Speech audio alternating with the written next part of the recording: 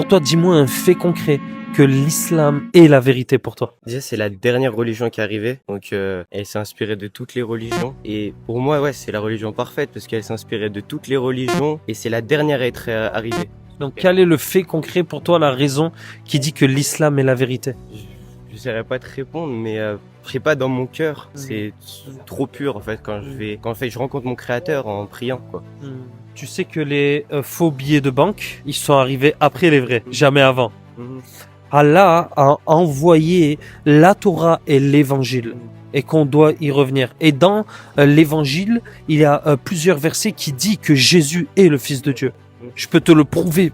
Et dans la parole, il dit que Jésus, il est mort et ressuscité. Ceux qui mettent leur foi en l'évangile seront là, à ce moment-là. Quand tu lis la Bible, tu peux être sauvé seulement si tu mets ta foi en un Jésus qui est mort et ressuscité. Est-ce que toi, tu as mis ta foi en un Jésus qui est mort et ressuscité et Fils de Dieu? Je mets ma foi en Dieu en fait, en Allah, parce que il y a que lui en fait et son prophète sallallahu alayhi wa sallam d'après nous, et je mets ma foi en lui parce que après si je mets ma foi en quelqu'un d'autre, c'est du shirk. Je peux pas associer quelqu'un d'autre à Allah. Pourquoi alors tu le suis pas comme la Bible le dit? Parce que je suis le Coran et pas la Bible.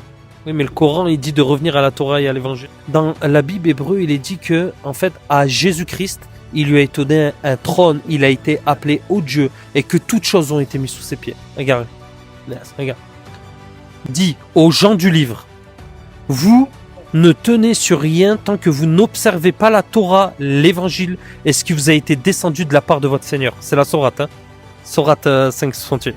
C'est une bonne question. Yes, merci Seigneur pour sa vie, je te demande de le bénir, merci pour le chemin dans lequel il est, je te demande vraiment de toucher son cœur et je te demande vraiment, je prie pour qu'il puisse rentrer encore dans une révélation plus profonde de toi, qu'il puisse avoir ta révélation, qu'il puisse suivre vraiment le bon chemin. Seigneur, je te demande de le bénir, de le protéger dans ses voies et de vraiment de toucher son cœur afin qu'il sache quelle est la vérité dans le nom de Jésus. Sois béni mec.